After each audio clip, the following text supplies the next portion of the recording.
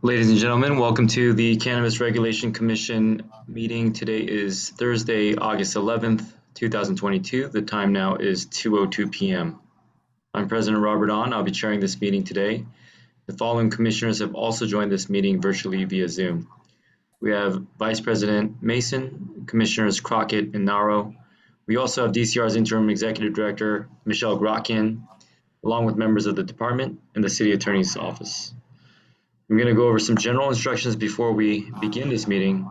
Due to the COVID-19 pandemic, this meeting is being held virtually via Zoom and live streamed on DCR's website. This meeting can be viewed on cannabis.lacity.org by clicking the About menu item on the top, and under the About menu, clicking the Commission Meetings link. Scroll down to the bottom of the Commission Meetings page to find the live stream.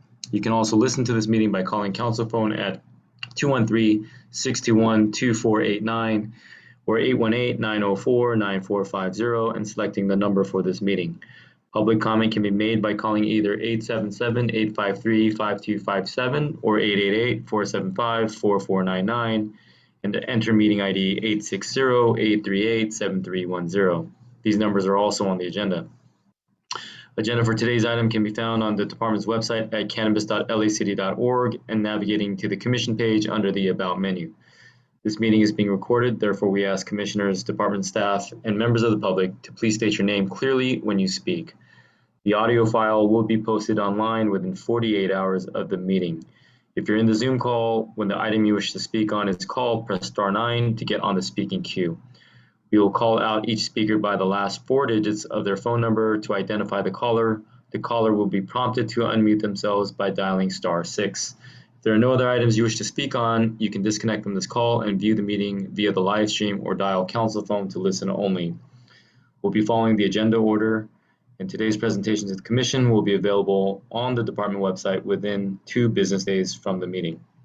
We'll consider general public comment and single or multiple agenda items together. Therefore, speakers will have 1 minute for general public comment and 1 minute per item with a maximum of 2 minutes for multiple items.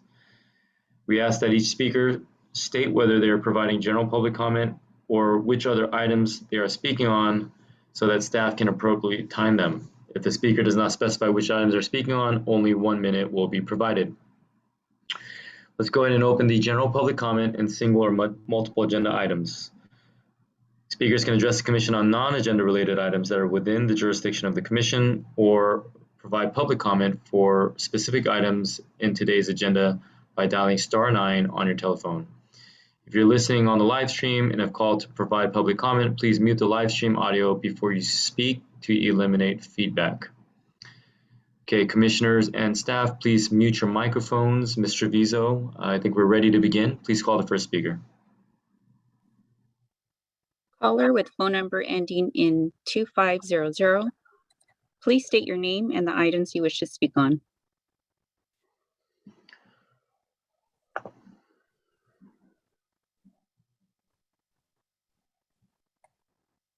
Hi, my name is Eli Chartkov. Yes, please state the items you wish to speak on. This is just general comment, general public comment.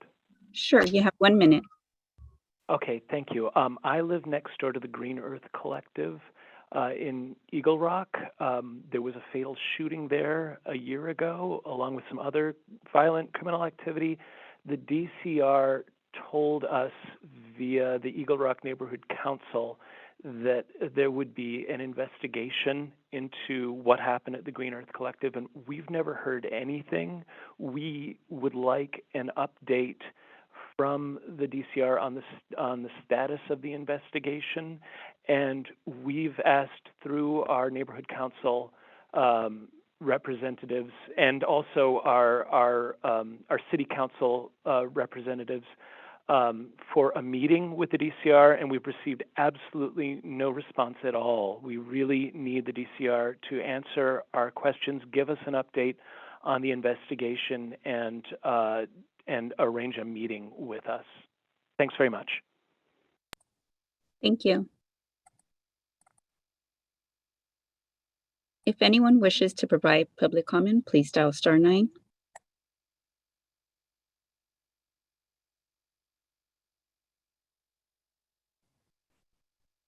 Caller with phone number ending in 6474.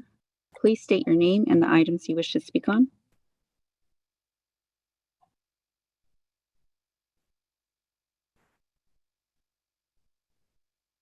Good afternoon. My name is Mike Sagian, and I'd like to speak on all agenda items, please. Sure, you have 3 minutes. Thank you so much. I've called into the last few commission meetings. I really hate to waste everyone's time. We're just looking for some updates on some of these refiled applications. As you guys might know, DCR began formally abandoning some of the phase 3 retail round 1 social equity applications at some point in early June. And with the new LAMC law, it allows a one-time resubmission. Many clients have already refiled their applications and have been waiting on invoices from DCR. We understand that DCR is short-staffed. We just want to get some clarity and when these invoices will be generated so the applicants can re-begin the process and make the payments. It's really all I wanted to talk about. In last commission meeting, I asked the commission to ask DCR some questions about this matter since they're not responding to emails. It would be great if we can get some clarity on when these invoices will be issued since these applications were refiled 2 months ago. Thank you for your time and have a great day. Thank you. If anyone wishes to provide public comment, please dial *9.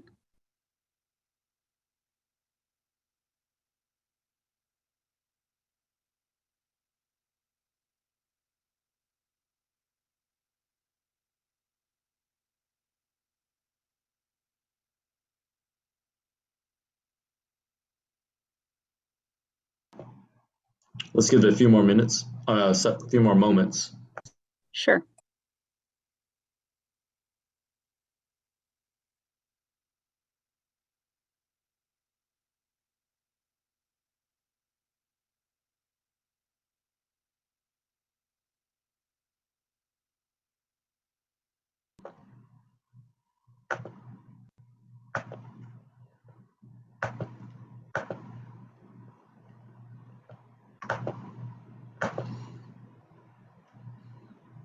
Okay, I'd like to thank the callers for their comments. Both the general public comment agenda items and the single or multiple agenda item periods are now closed.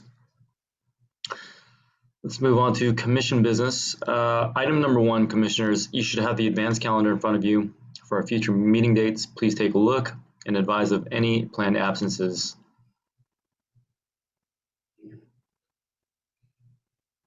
Okay, I don't see any hands raised. Let's move to the approval of the minutes. We were sent the minutes of July 21st, 2022 for review.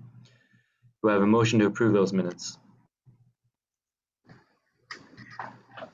This is Commissioner Nato. I make a motion to approve the minutes.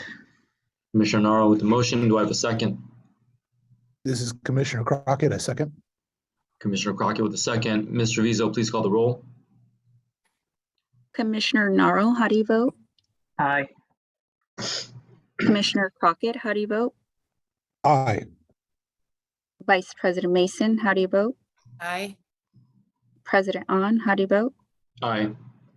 The vote is 4-0 and the motion passes. Thank you. Next, we'll move on to commission announcements and updates, as well as any future agenda requests.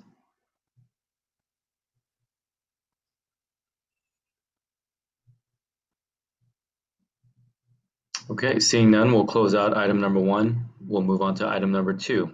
The finding to continue teleconference meetings pursuant to AB 361, which requires that all legislative bodies make findings concerning the state of emergency stemming from the COVID-19 pandemic to continue holding virtual meetings. Do I have a motion to approve and continue teleconference meetings pursuant to AB 361? Hi, this is Vice President Mason. And give me just a moment. I was prepared.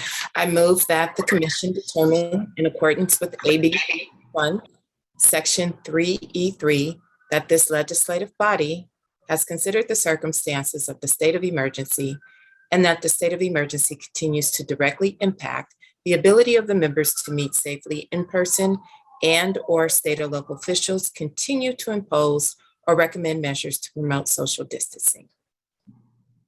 Okay, we have a motion from Vice President Mason. Do we have a second? This is Commissioner Crockett. I second. Commissioner Crockett with a second. Ms. Treviso, please call the roll. Vice President Mason, how do you vote? Aye. Commissioner Crockett, how do you vote? Aye. Commissioner Naro, how do you vote? Aye. President On, how do you vote? Aye. The vote is 4-0 and the motion passes.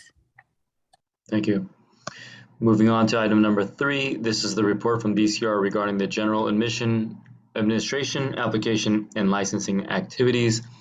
I believe Mr. Killeen is present to present on this item. Good afternoon, Commissioners. Jason Killeen, Assistant Executive Director, overseeing the department's licensing and administrative functions.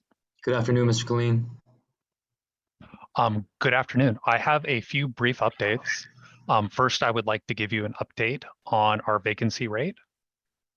Our vacancy rate is currently 48%. 30 of our 58 authorized positions are filled. I have very good news. We'll have 7 additional employees, which are confirmed to start next Monday on August 15th. 5 of those employees will be supporting the licensing section. 1 of them will be supporting our intergovernmental affairs and public policy section, and our newest targeted local hire office trainee will be supporting our accounting division. That will reduce our vacancy rate from 48% to 36%. The accounting position is going to be a shared position. They're going to be assisting both an accounting section, and they will be assisting the licensing section. They will be a direct liaison with the Office of Finance. We anticipate that this position will help facilitate processing payments and reconciling invoice questions with the Office of Finance so that folks see a quicker turnaround time with the payments getting processed. So I am very happy to have that position coming on board. Additionally, the Civil Service Commission will be considering a request to allocate an authorized DCR to fill 12 of our positions. That will occur on Thursday, August 25th, 2022. The Personnel Department has taken the lead because we're part of the Human Resources Consolidated Program. So the personnel represents us on personnel matters. If our request is approved, we will still be on track to reduce our vacancy rate below 20% by the end of this calendar year. So as soon as I anticipate, it will hopefully get through it, be adopted.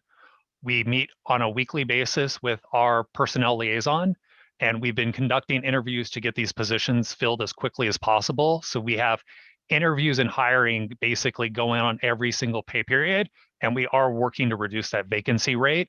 And if we do get approval to fill these 12 positions, which were already budgeted for and included in our budget for this calendar year or for this fiscal year, we do anticipate it to start hopefully interviewing in early September, and then hopefully being able to make job offers with folks starting in October.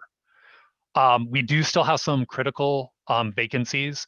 My most critical vacancy is our land use analyst. We had one dedicated staff person who did all of the land use review for everything within the department.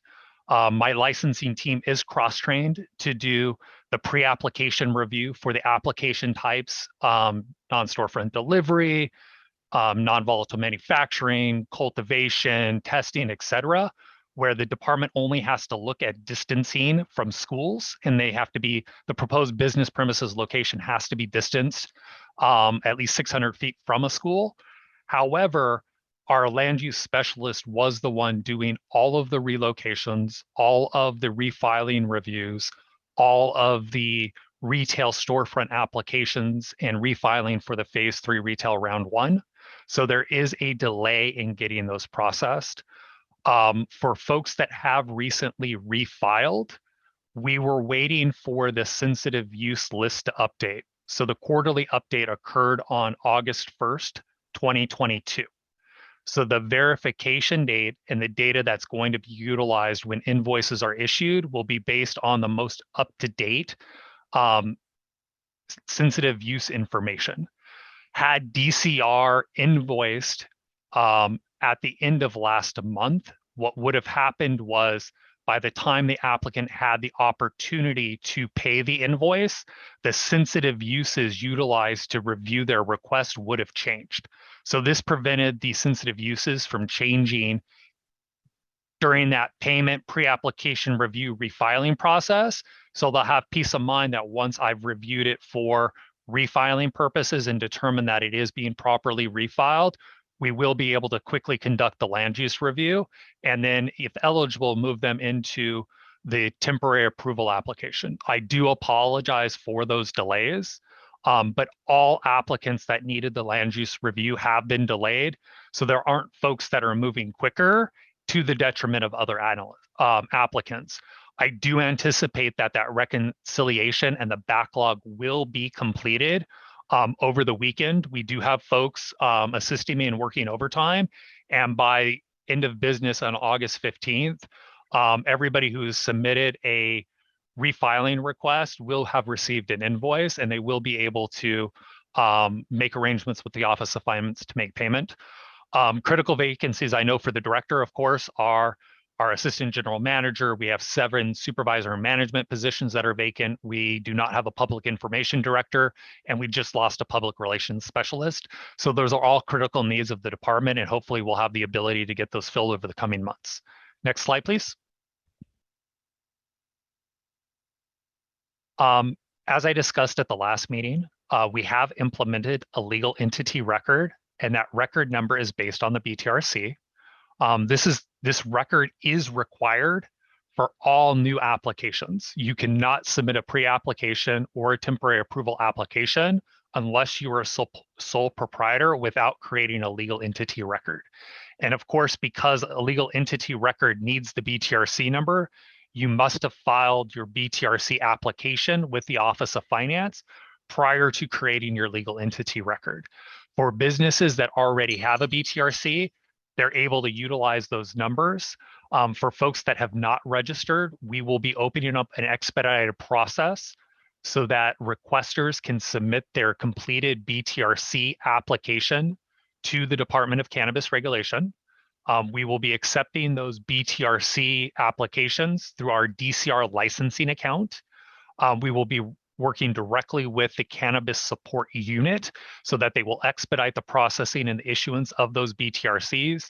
And then the DCR licensing team will be communicating those BTRC numbers back to the requester so they can create those legal entity records. I anticipate that early next week, communications and supplemental materials explaining this process will be going out.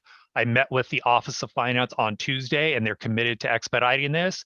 And in lieu of routing it through their normal customer support team that doesn't just focus on cannabis businesses, they focus on all businesses, we will be prioritizing and sending it directly to them so they can be issued quicker. The legal entity record, of course, consists of business formation documents, any entity-related information used by other government agencies. What we're trying to do with this legal entity number is the BTRC is really our universal number at the city level, because that's the number that Office of Finance, who is our closest partner, relies upon. But we're also trying to tie in the other entity numbers that the state of California and other government agencies use, so that when one of my analysts goes into our back office, they can look up an entity and they'll see all of the applicable numbers associated with that entity, so they can properly communicate with different government agencies to make sure that we're talking about the same applicant or licensee and we're conveying correct information in real time. We're also tracking the owners and primary personnel, the authorized agent, on this entity record. So when folks want to make changes to the ownership, primary personnel, authorized agent, they can make it on one record, so they don't have to submit modifications for all of their licensing records. And then, of course, this will give folks the ability to request equity share review outside of the temporary approval application process. So folks could get their entity verified before even submitting an application, so that once they actually do get an application in, they've already checked the box for the equity share review, which means that their temporary approval application can be processed quickly. That is very important, especially with the lead up to phase 3 retail round 2, because if folks are selected, there is going to be a limited window of time that the state is accepting provisional license applications. So by having that equity share review completed in advance, it may assist them in navigating through the state's process a little bit more quickly, and then hopefully receiving their provisional state license by June 30th of 2023.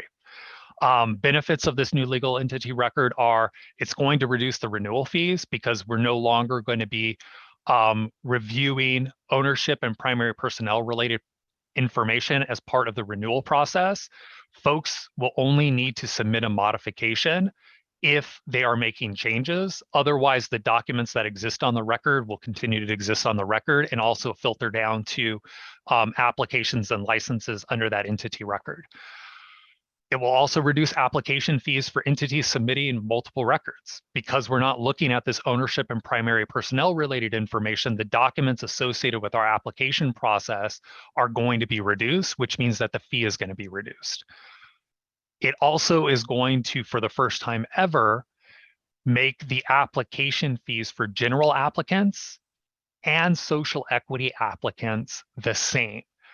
As folks know, one of the frustrations with the process to date has been that social equity applicants have had to pay a higher application fee because there was the equity share requirement tied to that application.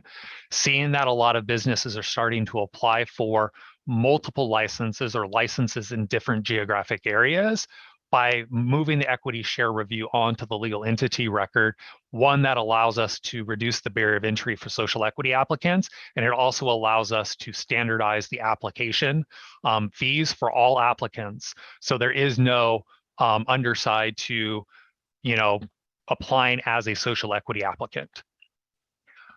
It's going to streamline the modification process. Folks don't have to submit multiple modifications to get owners and primary personnel updated across their records. They'll just submit it on this legal entity record. Once it's processed, it'll filter down to all of the corresponding records. The legal entity record is going to be similar to what the Secretary of State has, where it can be updated on an ongoing basis. However, the record does not have to be renewed annually. It only has to be amended in the instance that the information on the record is changing. And then, of course, one modification will allow for that to happen.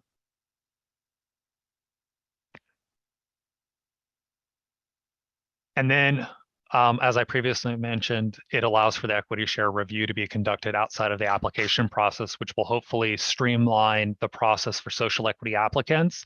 So that's one less thing they have to do after they've executed the lease, and hopefully move them more quickly to licensure. Next slide, please. Next, I just want to talk about one of the other big projects I've been working with the Office of Finance on. We've been working on doing a fund class consolidation. On the left-hand side of the slide, currently we have 21 different permit fees. We have permit types for We have permit types for medical and adult use across all of the various license types. What we're doing is we're consolidating them into a singular set of fund classes based on the activity. So any activity that has on-site retail sales will fall under the cannabis retail storefront permit type. So that'll be the medical retail, adult use retail, medical microbusiness, adult use microbusiness. Same thing goes for delivery, whether it's medical or adult use, it all just falls under delivery. The biggest consolidation happening here is under cultivation. Currently, there's permit types for adult use and medical, as well as what the cultivation footprint is for the size. None of that information is actually relevant to the Office of Finance, and the taxation rates are all of the same. So by doing this consolidation, one, the cultivation fee and permit code in LA tax will be the same regardless of whether or not you have specialty indoor, small indoor, or medium indoor, which means that if you do need to change your cultivation footprint with the Department of Cannabis regulation, you're no longer going to see a 30 to 60 day delay in the Office of Finance updating their LA tax records and getting all of the necessary paperwork from the Department of Cannabis regulation, because they're using the same codes. So as soon as we update your record in our back office to reflect the new cultivation footprint, it immediately goes into effect, and you're not going to have to change any of your information with the Office of Finance. And that's really why we're looking at doing this consolidation, is to make our process easier for our applicants and licensees and reduce redundancies and paperwork processing, which hopefully will make this process more efficient. One of the other big things, of course, is reducing our payment types. So we're going to go from 34 distinct payment types to 7. As you know, the city has adopted various phases to implement our regulatory structure. We had codes for phase 1, codes for phase 2, codes for phase 3 retail round 1, for social equity applications, for general applications. For the first time ever, we are going to be able to consolidate everybody into the same sets of codes. For existing applicants and licensees, we will be migrating folks to the new codes as part of the renewal process. So when you submit your renewal application, what's going to happen is we are going to migrate you from the existing permit and payment types to the new payment types, and that information will be reflected on your 2023 renewal invoice, so that once you get that invoice, you submit it to finance and you pay it, they will update the LA tax records to make sure it's consistent with this, which will hopefully then enable you to engage in e-payment processing as soon as that's implemented later this year. Next slide, please.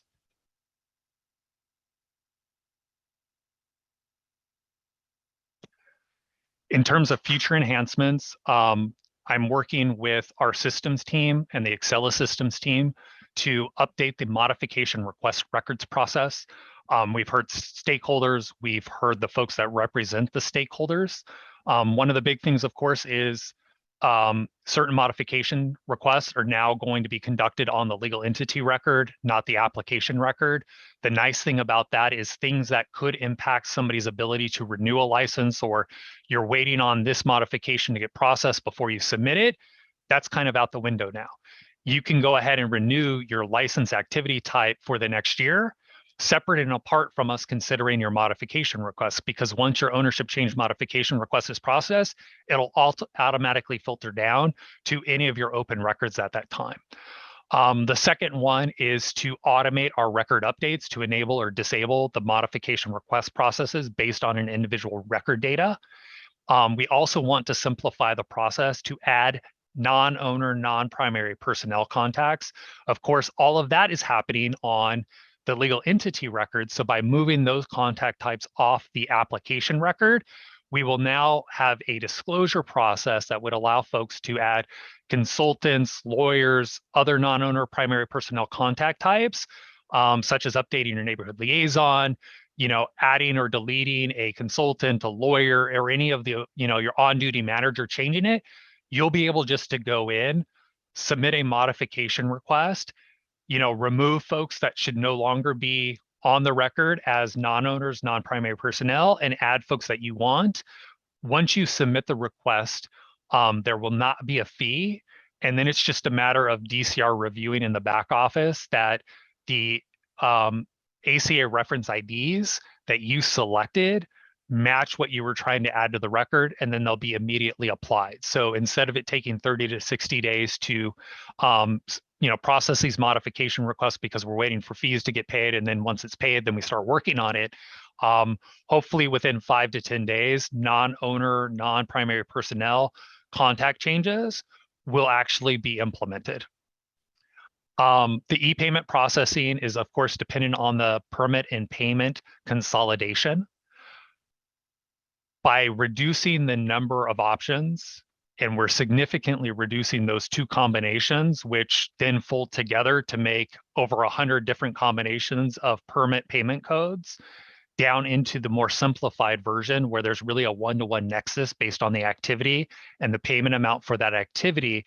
We anticipate that we will be able to integrate our DCR licensing portal with the LA tax system, whereby when somebody goes in and creates a record, whether it's a legal entity record, a renewal record, a pre-app record, a temporary approval application record, when the DCR licensing portal generates the invoice with these streamlined payment and permit codes, we will be able to then push that information directly into LA Tax, because again, you have to have the legal entity record, you have to have the BTRC.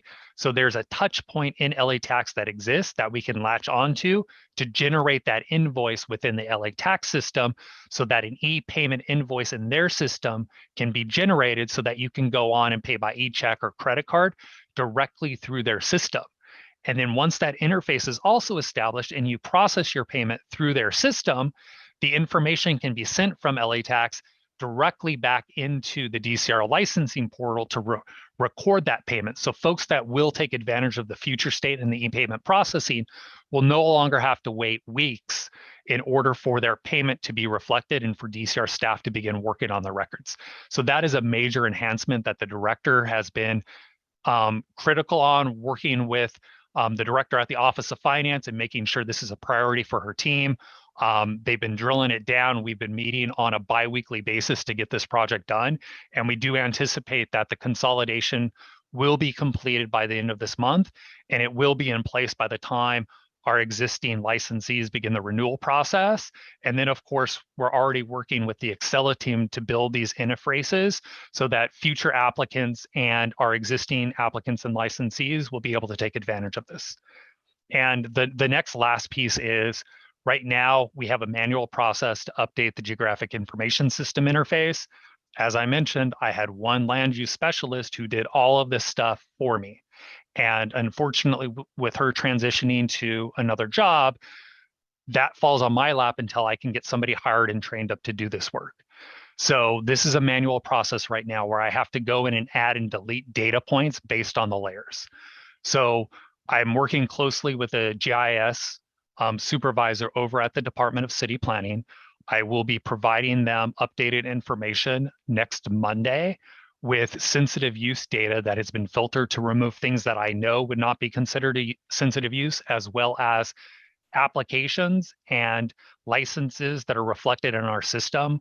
What they have communicated they will do is they will just basically override all of the existing layers, and they will push all of this raw data in there. So hopefully by the end of this month at the latest, our online map will be updated not only with the sensitive use list as of August 1st, but also all of the updated licensing and application information, including an identification of the social equity licensees and where folks can find those social equity licensees, will be updated with data through August 15th.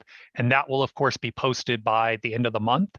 And then this interface that we're working on, we will be interfacing with ZMIS as well as ArcGIS Online, so that as analysts process records and those records move through from our workflow, whether it's the pre-app that then becomes the application, then it pushes information to ArcGIS Online, a point will get created.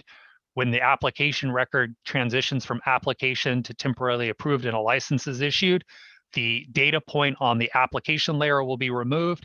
The data point on the license layer will be added, and it will become an automated process. I am very sorry, but this is a heavy lift, and we have been working for about 2.5 years to get this set up.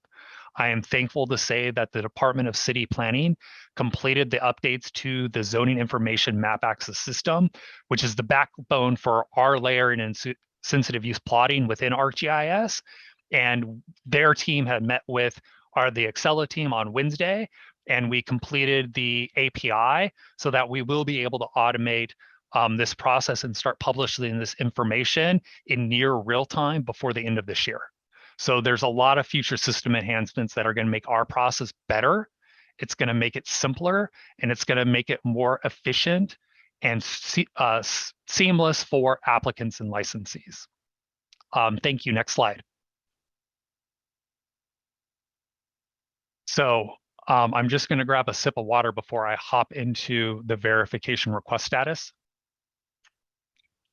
So The last time we presented to the commission, it was 4 days before the social equity individual applicant eligibility verification request filing period closed. And the commission asked DCR to provide an update at the next meeting to indicate how many folks had submitted requests and kind of what the next steps and processes were. So I'm here to provide that update. So as I mentioned, the deadline was to submit an eligibility verification request was Monday, July 25th at 4 p.m. I promptly disabled the eligibility verification request form submission portal shortly after 4 p.m. So between 4 p.m. and 4:01 p.m., the site was disabled. The last request that I saw timely submitted was at approximately 3:59 and some seconds p.m. We did not receive any eligibility verification request on or after 4 p.m.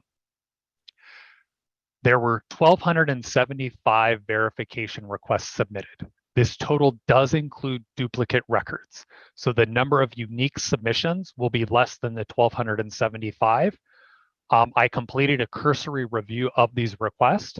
There's approximately 1,028 of the requests that have identified or at least stated, yes, they do have a qualifying cannabis conviction or arrest. DCR has not confirmed that information yet, and we are processing these requests as we speak. So, of course, folks did have to provide documentation that DCR could review. So even if somebody marked yes, but they didn't submit documentation, they would be included in the 1,028. But of course, because they didn't provide documentation, they're not going to be able to get verified with a qualifying cannabis conviction or arrest. So I hope kind of throwing that out there helps the commission understand some of these numbers. These numbers are preliminary. I know I have a hard ceiling of 1,275. I also know that we don't actually have 1,275 unique requests. So the number of folks verified will be less than that, of which a maximum of 1,028 may have a qualifying California-related cannabis conviction or arrest. That number is, of course, important because in order to register for the lottery, you do have to be verified under the expanded criteria and have a qualifying California cannabis conviction or arrest as part of that verification process. I anticipate that processing will be completed in late October. The code states that DCR does have the authority to take at least 90 days to process these requests. We are committed to processing all 1,275 requests within that 90-day period, and we can't move on to the next step until we have completed the processing. We will begin providing technical assistance for the phase 3 retail round 2 lottery registration process by the end of this month. It will most likely be in the last week of the month. The ordinance requires DCR to provide technical assistance at least 45 days prior to accepting registrations for the phase 3 retail round 2 lottery. So by ensuring that our technical assistance begins by the end of this month, this will give the director the ability to implement a registration process as soon as processing has been completed and the 90 days for us to process it has concluded. We are trying to be as efficient as possible, given the fact that there are tight state deadlines that DCR has no control over.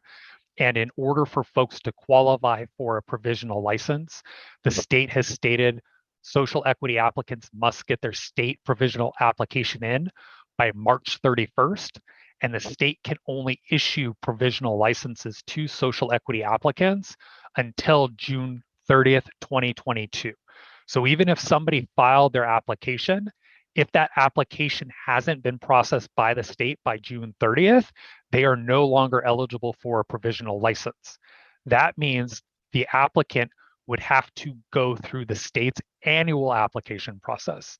And that is a huge processing delay because you can't have a complete state annual application until you've been issued a city annual license, which means that the annual license application, the environmental review, the adoption of those documents, as well as the appeal periods have all been completed before a license is issued.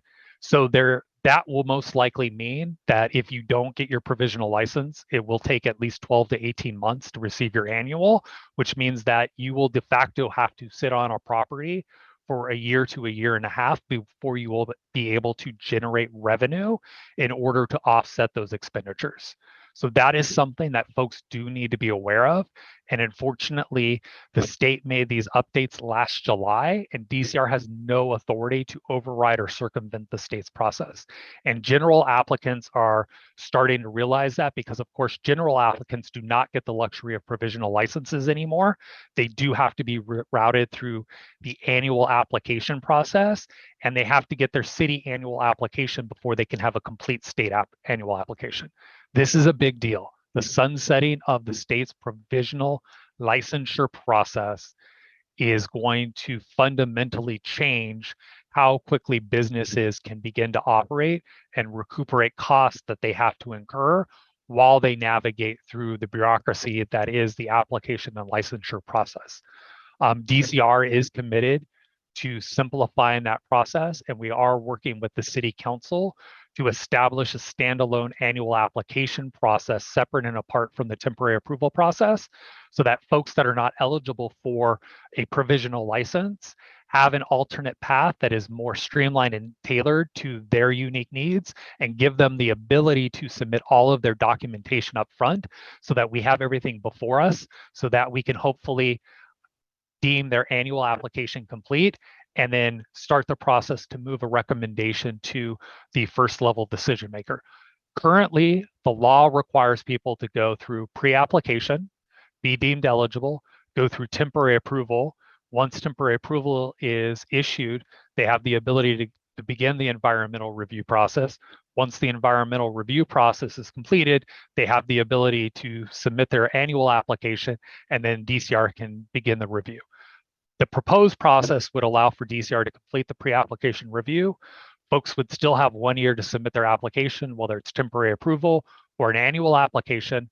But if somebody does opt to do the annual application, they can submit all of the required TA documents, annual documents, and their environmental review documentation all at the same time. So DCR can process it all at the same time without any unnecessary delays. And the only other thing that I wanted to add as part of the update on the SEIA is that the department, of course, has the 90 days to process the eligibility verification request, and we do anticipate that that deadline will land in late October.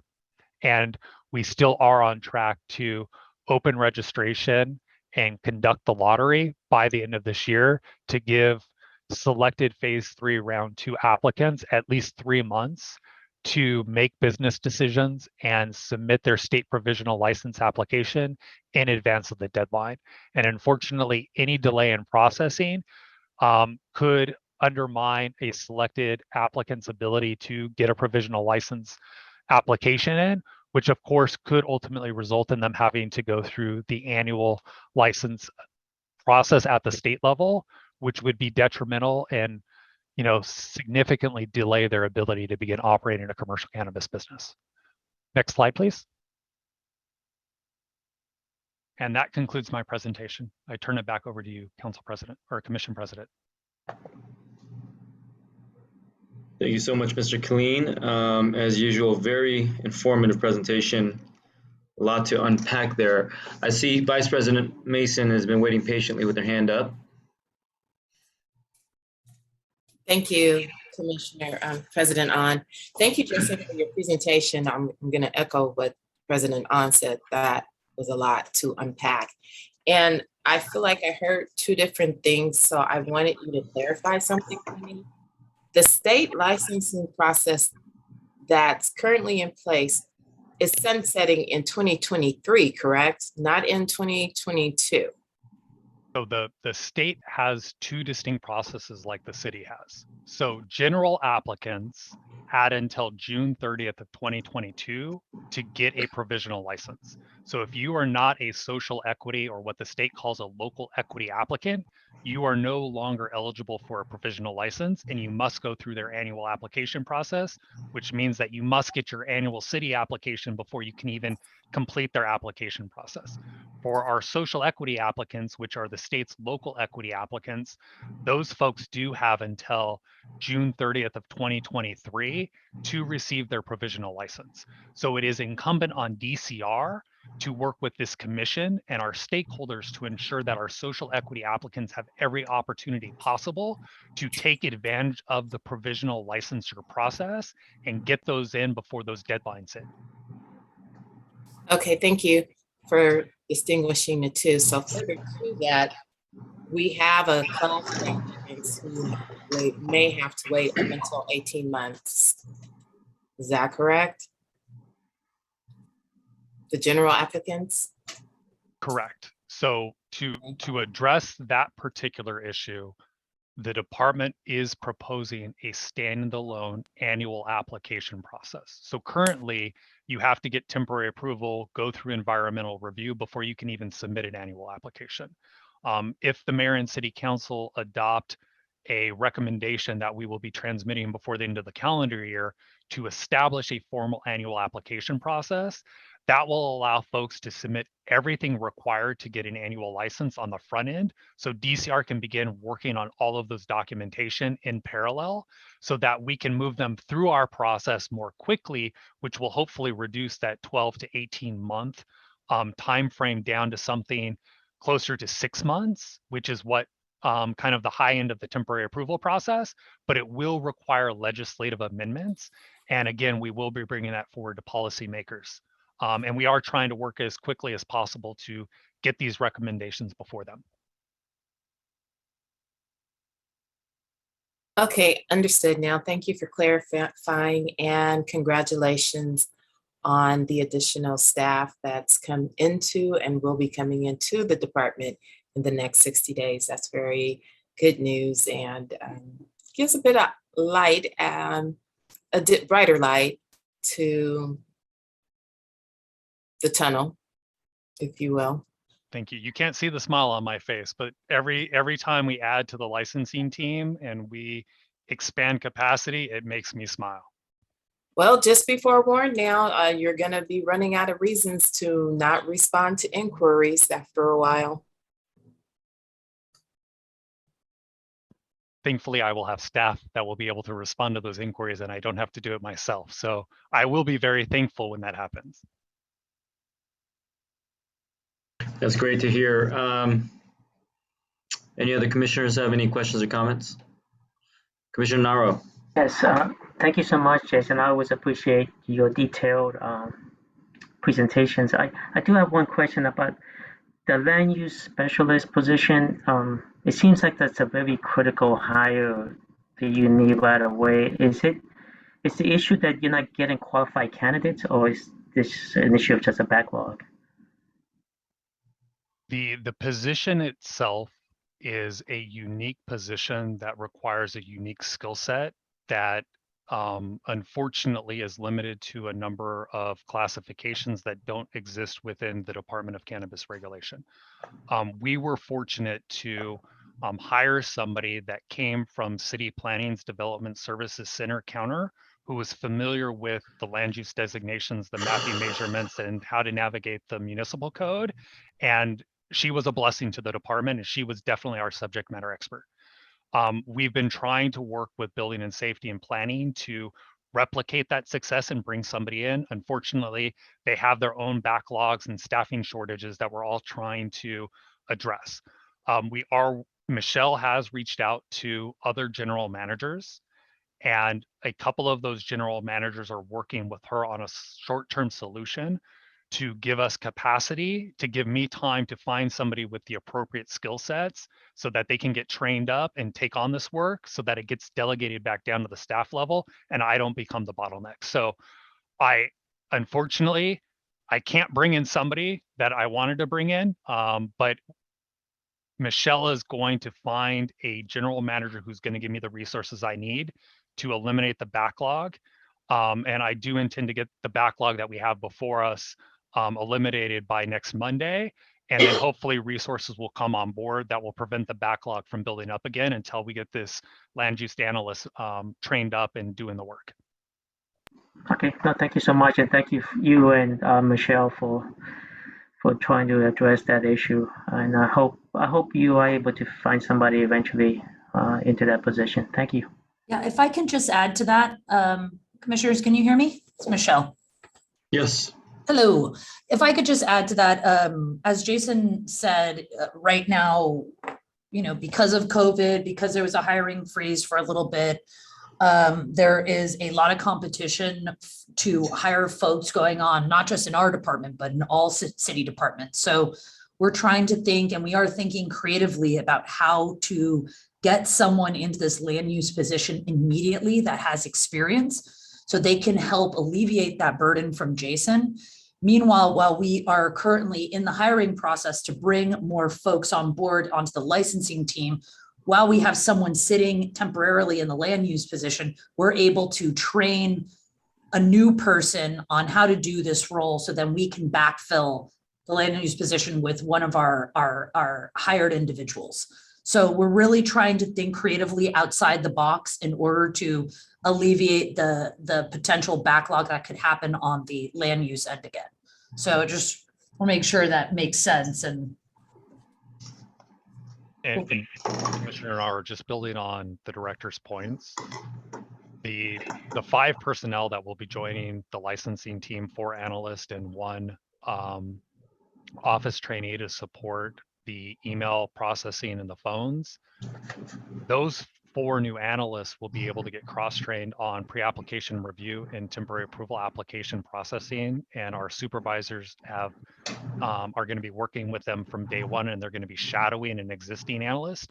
Once they're trained up and they can independently do the work, that gives me the ability to pull one of our senior and more experienced analysts to have them get cross-trained immediately on the land use and then step into that role.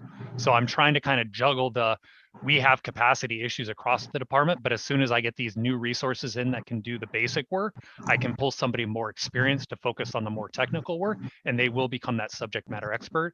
And then of course, the director will work with the general managers to get some resources in to help us get to that point. Yeah, thank you, Jason. The only thing I want to add, like, I worry about your sustainability. So it looks like you're wearing many different hats because of the shortage of these positions. So please take care of yourself in this process. I appreciate it. Thank you, sir. Commissioner Crockett? Thank you, President On. Jason and Michelle, thank you so much for the presentation, and echoing my fellow commissioners' sentiment. Always appreciate the depth of detail and preparation that go into these presentations. I guess 2 things. One, just a request, as you are closing in on a time frame for some of these policy amendments and considerations to go before council, it would be great to have a heads up on when we can expect that from a time frame standpoint, so that we as commission can also be following some of those policy discussions. And then the second, I was hoping you may be able to clarify for me the state deadline and why it's important to get the lottery done by the end of this year. Can you go back to that point? Sure. So to your first point, Commissioner Crockett, once we've transmitted our report to the city clerk for council consideration, it'll be on the record, and there may be an opportunity for this body to request that be agendized for a future commission meeting so that we can brief you on what that looks like, either before or after it gets presented to a committee or to the city council. For your second point, in the state of California, in order to lawfully operate, you're required to have a local license and a state license. So the city last July took affirmative steps to decouple our process from the state's process, because originally you had to get a local compliance underway letter or a local authorization letter from DCR then go to the state, get your state provisional license, demonstrate to DCR that you got your state provisional license before DCR issued its temporary approval, which would then allow you to lawfully operate within the city of LA.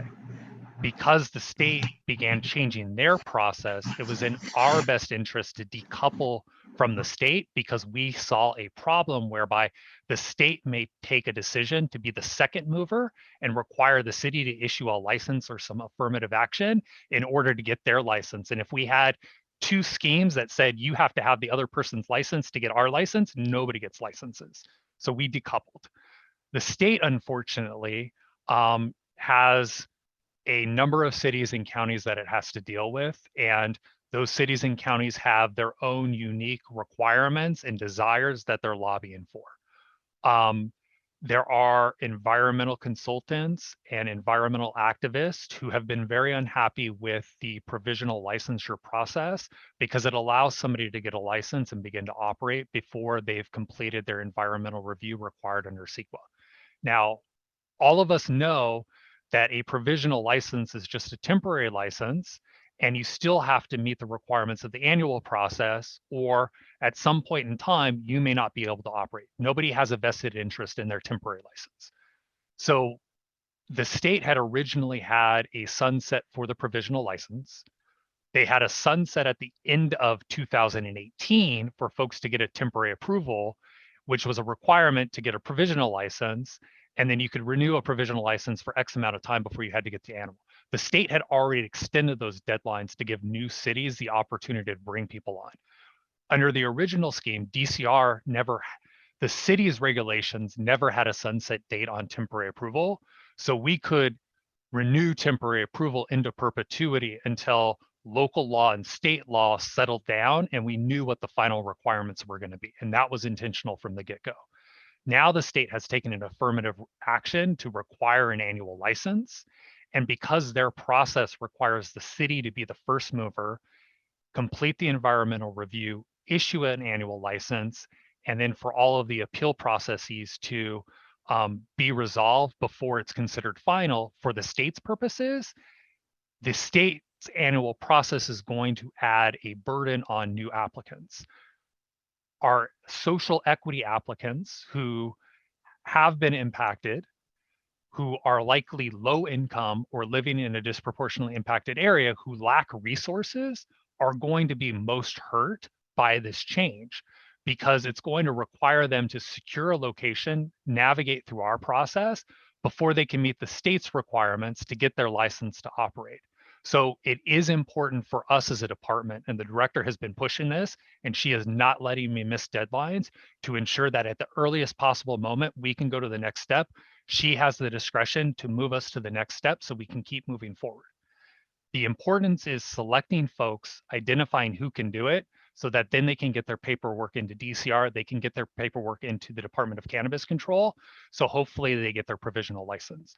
And again, even if we conduct the lottery before the end of the calendar year, it really only gives people 3 to 6 months to get all of their paperwork in and then complete the state's process to be eligible to receive that provisional license. Because if they don't get it by June 30th, they're automatically routed to the annual process.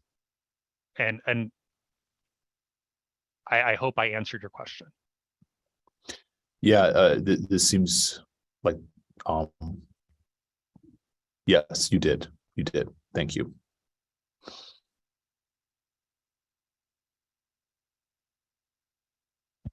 If I could be more succinct, I would just say social equity individual applicants need to be able to get their foot in the door before the end of the calendar year, so they have an opportunity to apply for a provisional license before provisional licenses cease to exist.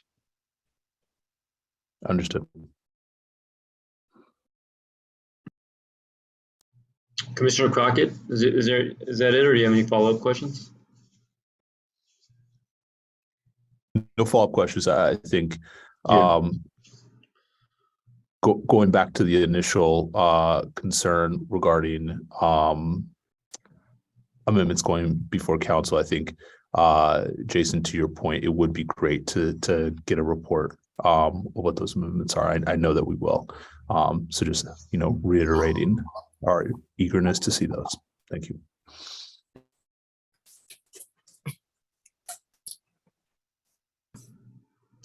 Mr. Clean, just an observation. I anticipate many of the folks are going to be so focused on the local requirements and maybe overlooking there's a second shoe that has to drop here, which is it's at the state level, and the deadlines that are mandated by the state.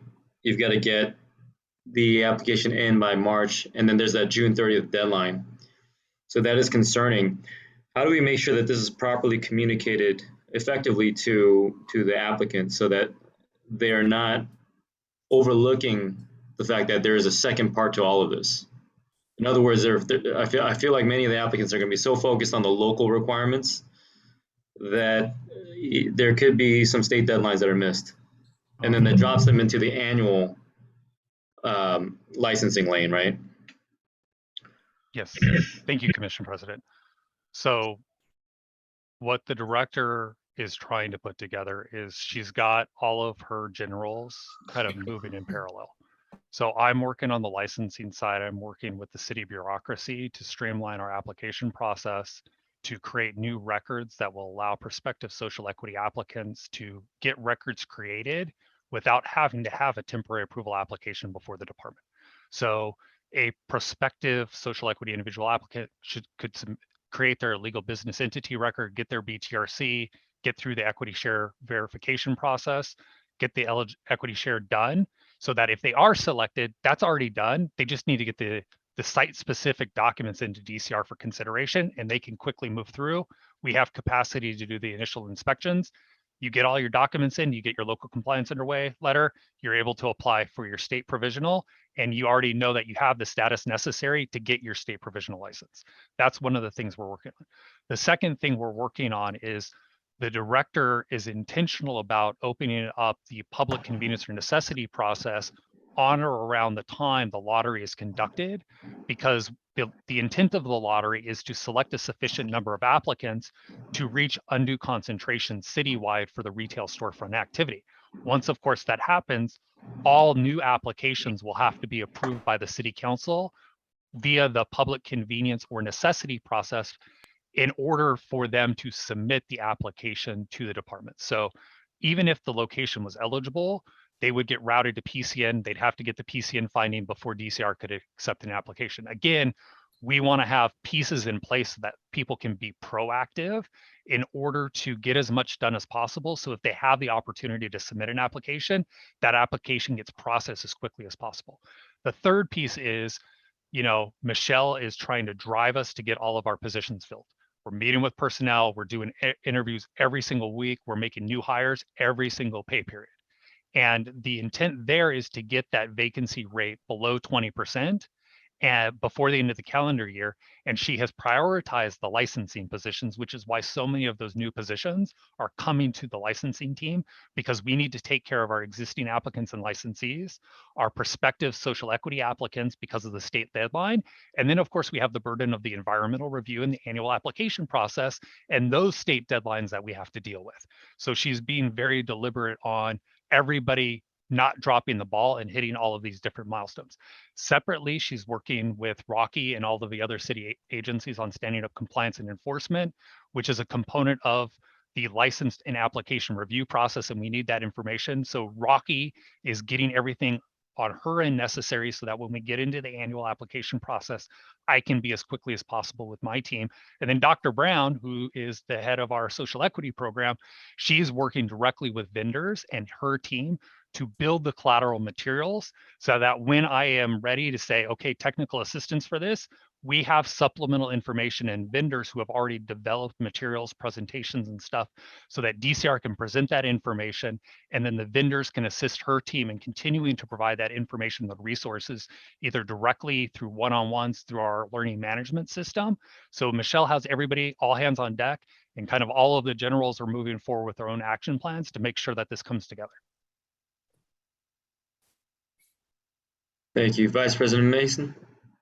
Hi, I'm back. I'm just absorbing all of this and unpacking certain pieces of it. And Mine is more of a question towards the overall industry and the outlook for social equity applicants, because if I'm interpreting what Jason said correctly, we are moving back to a phase that the city worked really hard to get away from, and that was the prolonged holding of property and paying of leases and rents without generating revenue.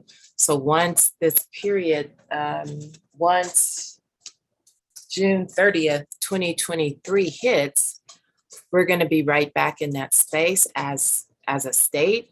Am I understanding that correctly? That people might have to hold properties for over a year and a half, up to a year and a half in order to receive a license? And if that's the case, if I understand that correctly, I'm curious to know what efforts, as if you guys don't have enough to do, I understand that, what lobbying efforts has the city engaged in to compel the state to reconsider sunsetting this provisional deadline, this provisional licensing process?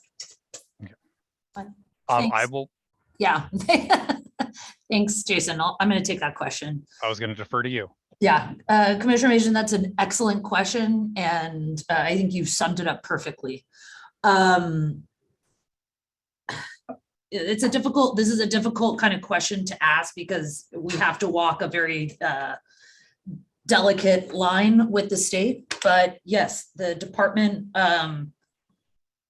has reached out to the state. I mean, this started happening last year when there was negotiations between the state and their environmental partners about when the state is going to end provisional licenses and start mandating and requiring CEQA by a variety of different license holders across the state.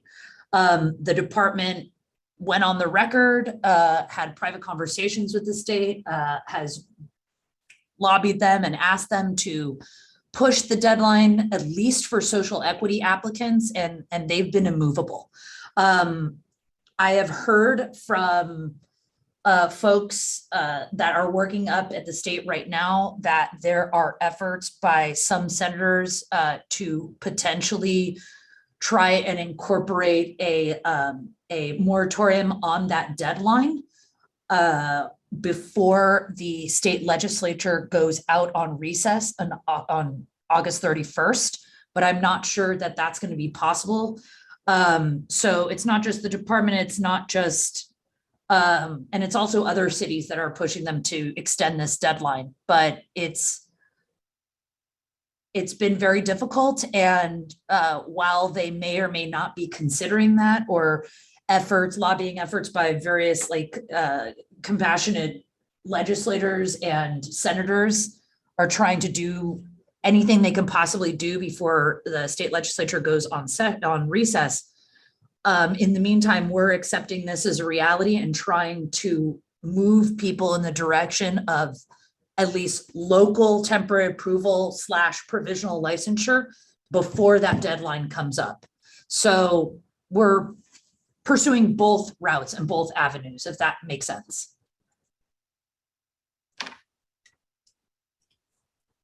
And it does. Thank you so much. Yeah, it's frustrating, period. But you're not taking credit for the efficiencies that you are proposing in the relationships you're building with the other general managers towards simplifying the process. As everybody knows, the chain is only as strong as its weakest link. Yeah, I mean, thank you, Jason. I will say that we're really trying to expedite our processing, but also trying to prepare the next round of social equity applicants going through the lottery to be as best prepared. So by the time March comes along, they'll be prepared to remit a provisional to the state. And so that's why we are moving so expeditiously through this process, because if the state decides to say, okay, we've taken all of your consideration, all of your comments and lobbying and consideration into consideration, and we're going to hold the deadline, we've got to be prepared for the reality, and we've got to prepare our applicants for that reality. So we're pursuing two routes. if possible, and I'm staying as up to date with what's going on up at the state as much as possible. As you know, we also have to follow the kind of city protocol in terms of departments can't necessarily carry a position that's not been approved by the council and the mayor yet, but we are pushing the boundaries of that. So. But the 12 to 18 months is a reality based on existing law. So the consolidation of the fees and the permits will eliminate unnecessary back and forth between the department, the applicant, and Office of Finance on what activities are the actual activities they're pursuing, because you need to issue an updated invoice for that.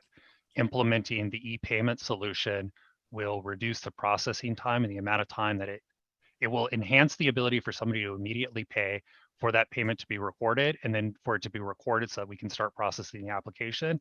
And as this commission has heard, that process could take 2 to 4 weeks, which add unnecessary delays, giving folks the opportunity to not have to go through a sequential process that was created to hopefully get people to provisional licensure, and allowing them to go all in and get everything that we need to it, and eliminating things from the application process that don't have to be reviewed as part of an individual application will streamline the process, with the goal of having a process that could be similar in terms of timeline and processing to what we have for our temporary approval process, but meeting all of the additional requirements of that annual application process.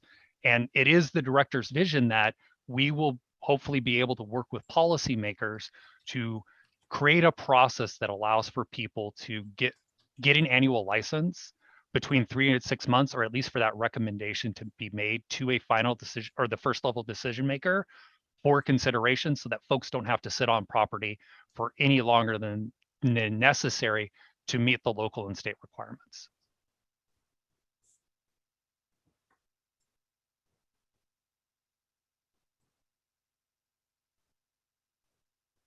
I guess I should say thank you both. It's just all so very daunting, but I'm optimistic and believing that this department will do everything possible to ensure that every eligible applicant is prepared to meet that deadline.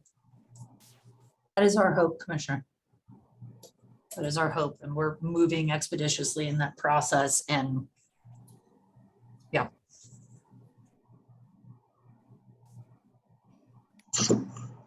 Okay, great.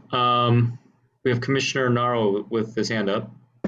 Just real quickly, I do want to thank you both for this work, and we're gonna know soon, right? Because the legislative session will be coming to an end soon. So maybe we can visit this in the next meeting to get an update based on what happens in Sacramento. Yeah, we should definitely know by then. Our next meeting, I believe, is on the 5th here, this meeting. So we should definitely know by then, but I'm praying that there is success here, to be honest, because it is very, very daunting. It's not just daunting for us, it's daunting for applicants. So this is not something we knew about until, recently. So we've had to kind of modify all of our actions, activities, processes in order to get things going now so folks have a chance.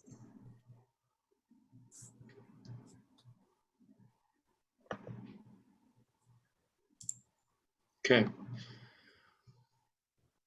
All right, I don't see any more hands raised. I think that was a very robust discussion that we had, and certainly a discussion that will require continued monitoring and continued care moving forward. I love the fact that we are, looking at it holistically. There's so many moving parts to this process, and it's really important that we are thinking about making sure that we are putting these new social equity applicants in the best position to succeed, even from a process perspective. And so I'm glad to see that we are thinking things through and making sure that this is successful for all those that are involved. So again, I want to thank all the staff for your efforts, and Jason in particular for this presentation.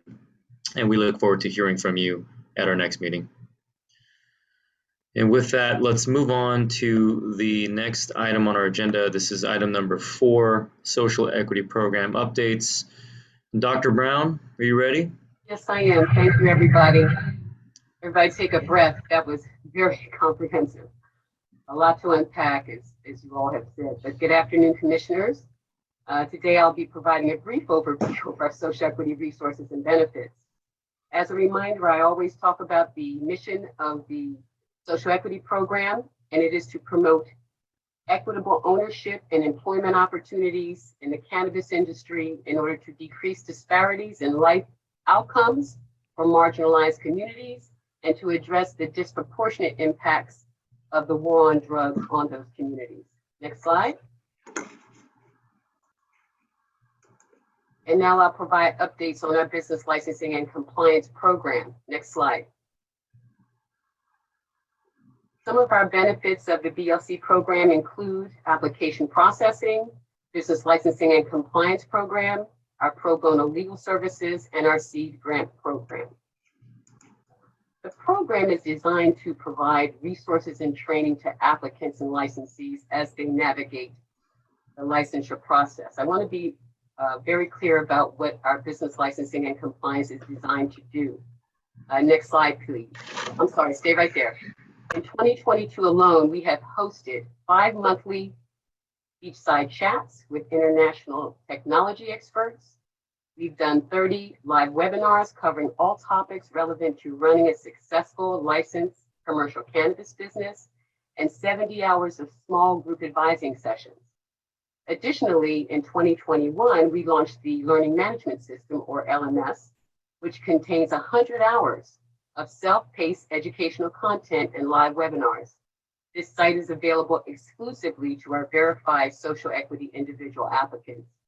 They have access to a comprehensive digital platform of information on topics such as marketing and branding, insurance requirements, commercial leasing and contract negotiations, track and trace, licensing procedures, cannabis technology applications, and workforce development training and good faith hiring requirements, and much more. Next, please. Individual eligibility verification resources. As Mr. Colleen referenced earlier, the department opened the individual eligibility verification window on May 26th, and it closed on July 25th at 4 p.m. It began with reviewing, as it closed, the department is reviewing all of the 1,275 submissions. And Jason talked about that that's just the raw data. After the review process is complete, all newly verified social equity individual applicants will have immediate access to all of our program benefits and resources. The department provided comprehensive training for the verification process. DCR conducted 64 one-on-one coaching sessions. We conducted 3 webinars on May 10th, May 24th, and June 14th. In addition, Mr. Colleen hosted 2 virtual lunchtime Q&A sessions answering all stakeholder questions regarding the verification process. DCR also produced a video tutorial which walked applicants through the verification request form step by step. We also published an eligibility checklist for requesters to use as they compile their documents. Overall, the process was seamless, and we've received a lot of positive feedback from the community. Next slide, please. In addition to the verification eligibility process, the social equity team is currently developing a standalone website for our BLC compliance program. On this site, you'll be able to access all the resources currently available on our main DCR website, which is the LMS and our pro bono legal services and webinar registration. But in addition to that, the new BLC website will house additional resources such as the newly revamped jobs board, which will allow job seekers to find career opportunities at licensed cannabis businesses and allow our licensed operators to find social equity, local, and transitional workers. This feature will also support licensed operators to comply with their good faith hiring requirements. Now, once this website is ready for launch, we will outreach and market this resource to our stakeholders and community, and we will also demo it for you guys. Once launched, as I said, we will demonstrate to the body and walk you through all aspects of the platform. Next slide, please. Our monthly BLC Canna Dispatch newsletter, that's what we're calling it, a Canna Dispatch. It's a monthly newsletter and informs our verified social equity applicants and licensees on the additional resources and webinars offered for them with local, state, and national cannabis news and resources. The August Canna Dispatch Fall Webinar Series, it was published last week, which included our most recent Beachside Chat webinar, which took place last week, as I said, and it took a deep dive into tech tools for social equity retail businesses and understanding technology best practices. Our upcoming webinars in this series includes another Beachside Chat, tech tools for medical cannabis on September 6th, contracting on September 8th, commercial leasing and negotiation on September 20th, and legal business structures on September 22nd. Next slide, please. DCR is excited to announce the fall and winter series of workforce development resources called Workforce Wednesdays. The first virtual mixer will focus on supply chain employers. This event is an opportunity for cannabis companies to connect with job seekers to fill hiring needs from entry level to leadership roles, all while fulfilling their good faith hiring requirements. DCR is hosting these monthly mixers on the second Wednesday of each month, beginning September 14th. Next slide. We are thrilled to offer over 300 hours of free business, professional, and workforce development coaching with our subject matter experts from a wide range of expertise. Coaching is available in the following business formation categories: coaching on commercial leasing and negotiation, contracts, and business structure. The reason we're offering these three subjects is through our analytics, through our stakeholder communications. They've let us know that these are real areas of pain points where they need coaching and training. Next slide, please. Additionally, we offer a full suite of workforce development training for job seekers. The free coaching for job seekers includes interview training, resume writing, resume assistance, and mock interviews with subject matter expert coaches. The coaches will go over with our job seekers the different skills that are required for specific careers within the cannabis space, job application processes, and where to find cannabis jobs. Next slide. We're excited to announce the launch of our newly renovated jobs board. And this is just a screenshot, guys. We intend for the job board to function as a centralized hub for Los Angeles cannabis operators and job seekers to find each other. It will allow job seekers to interact with many organizations all at once, as well as have the peace of mind to know that they are applying for positions within a licensed operation. For employers, the job board is intended to support their overall staffing needs as well as aid their ability to meet local, transitional, and social equity good faith hiring requirements. We're really excited about this jobs board, and once it is officially launched, we will take you through step-by-step of what it looks like. Next slide. DCR continues to provide pro bono legal services for retail and delivery only applicants deemed eligible for further processing. To date, we have referred 50 applicants through the LA County Bar Association Smart Law Referral Service. Communications have been sent out to all eligible applicants via email and text messaging. If you did not get this communication but believe that you're eligible, please contact us at dcr.sep@lacity.org so we can assist you. Next slide. This is a screenshot of where you can sign up for this service. Please complete the online survey and upload the authorization agreement to complete the process. It's a simple process. It's 2 documents, and they don't have to be notarized. It's a very quick process, so please take advantage of this resource. Next slide, please.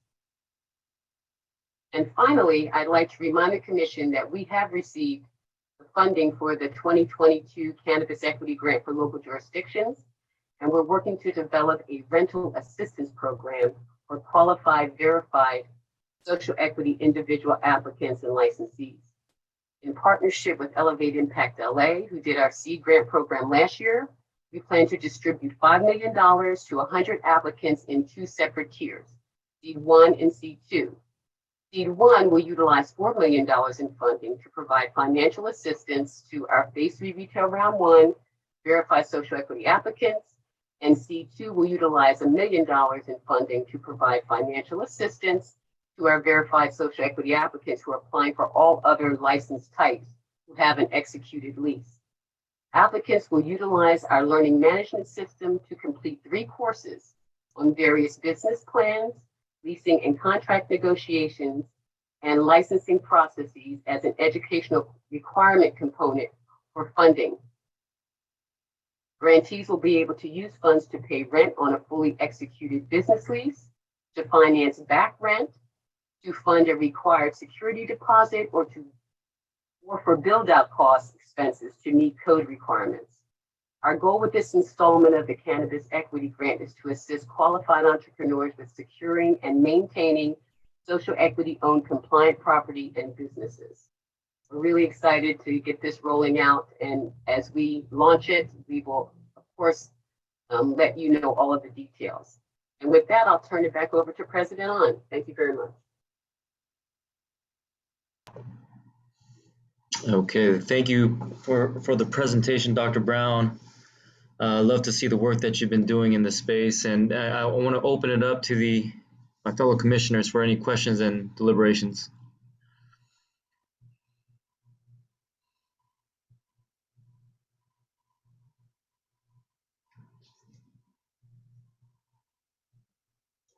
No questions from me, but would echo thanks to Dr. Brown and team. This is Vice President Mason. I don't have any questions. Thank you, Dr. Brown, for the presentation and the update.